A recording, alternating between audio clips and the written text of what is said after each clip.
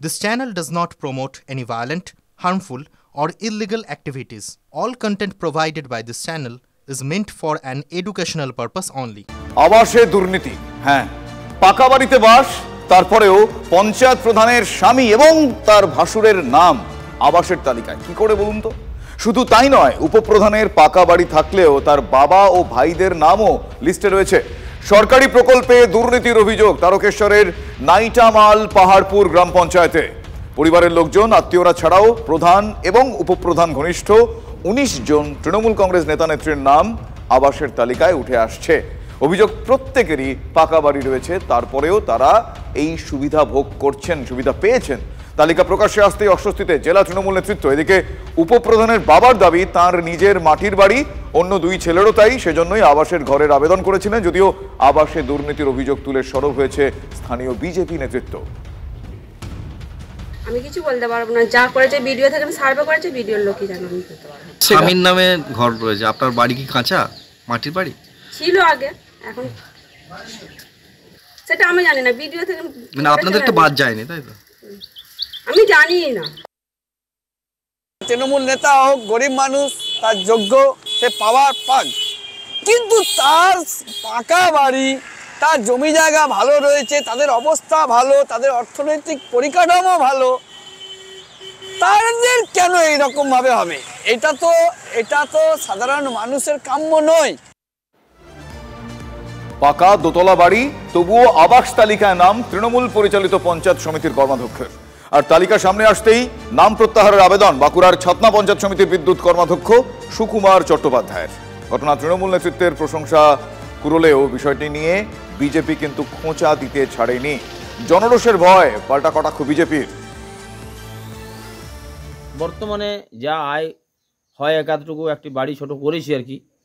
তো যা দেখছি যে আমার এখন নিত্য বাড়ির প্রয়োজন নাই, আমার থাকার বসবাস করার জায়গা বর্তমানে আছে। এমন অনেক ব্যক্তি আছে, তাদের এই আবাসের যোজনার বাড়িটি যদি পায়, তারা হয়তো একটুকু মানে আনন্দের সাথে দিদি মানে ইয়া করবে আর কি। বিজেপি যে বারে বারে অনেক রকম অপপ্রচার করে, এই যে তৃণমূলের আবাস যোজনা ঘরগুলা তারা কক্ষিগত করছে, কিন্তু এটা সর্ববার মিথ্যা। তার একটা জ্বলন্ত উদাহরণ এই সুকুমার চ্যাটার্জি। যখন জনরোষ তৈরি হয়েছে, এলাকায় এলাকায় মানুষজন, সার্ভে টিমের লোকদের পর্যন্ত, সরকারি লোকদের, বিডিও অফিসের লোকদের, তাদের উপরে জনবিক্ষোভ তৈরি হচ্ছে, তখন ভয় পেয়েছে তৃণমূল কংগ্রেসের এই ধরনের নেতারা।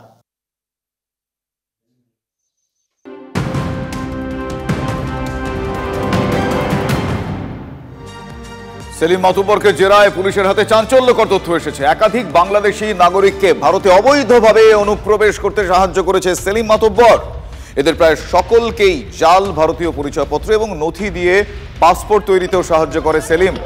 তদন্তকারীরা জিজ্ঞাসাবাদে জানতে পেরেছেন একাধিক বাংলাদেশিকে বাহরিন সহ বেশ কয়েকটি মধ্যপ্রাচ্যের দেশেও পাঠিয়েছে সেলিম। সেক্ষেত্রে ওইসব জাল নথি ব্যবহৃত হয়েছে। তদন্তকারীরা অনুমান করছেন এজেন্ট হিসেবে কাজ করেছে এই সেলিম মাতুব্বর। সেলিমের মাধ্যমে ভারতে আসা বাকি বাংলাদেশিরা এখন কোথায় তা জানতে পুলিশ জেরা করছে। আরও কিছু বাংলাদেশি নাগরিকদের ভারতে নিয়ে আসার কথা বলে টাকা নিয়েছিল সেলিম, কিন্তু কোনো কারণে তা সম্ভব হয়নি। ফলে যাদের থেকে টাকা নিয়েছিল তাদের সঙ্গে তার ঝামেলা হয়। পরে সেলিম নিজে অনুপ্রবেশ করে কলকাতায় আসে। সেলিম মাতুব্বরকে জেরায় পুলিশের হাতে এই মুহূর্তে চাঞ্চল্যকর তথ্য। একাধিক বাংলাদেশি নাগরিককে ভারতে অবৈধভাবে অনুপ্রবেশ করতে সাহায্য করে এই সেলিম মাতুব্বর। এদের প্রায় সকলকেই জাল ভারতীয় পরিচয়পত্র এবং নথি দিয়ে পাসপোর্ট তৈরিতে সাহায্য করে সেলিম।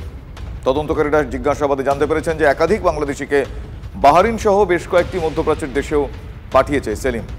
সেক্ষেত্রে ওই সব জাল নথি ব্যবহৃত হয়। কসবায় কাউন্সিলর সুশান্ত ঘোষের ওপর হামলার ঘটনায় গ্রেফতারের সংখ্যা বেড়ে 7 হলো। তার কারণ সেদিন যে স্কুটার চালক ছিল, সেই স্কুটার চালক লক্ষ্মণ শর্মা, তাকে বিহারের বৈশালী থেকে গ্রেফতার করেছে কলকাতা পুলিশের গোয়েন্দারা। বিহারের বৈশালী থেকে কলকাতা পুলিশের গোয়েন্দারা গ্রেফতার করেছেন লক্ষ্মণ শর্মা নামে এই ব্যক্তিকে। ভিডিওতে যাকে দেখতে পাওয়া গিয়েছিল, স্কুটার চালাচ্ছিলেন যিনি, সেই ব্যক্তির নাম লক্ষ্মণ শর্মা। সেই লক্ষ্মণ শর্মাকে গ্রেফতার করেছে পুলিশ। এবং যেটা জানা যাচ্ছে, এখনো পর্যন্ত সুশান্ত ঘোষের উপর এই হামলার ঘটনায় ধৃতের সংখ্যা বেড়ে হলো 7।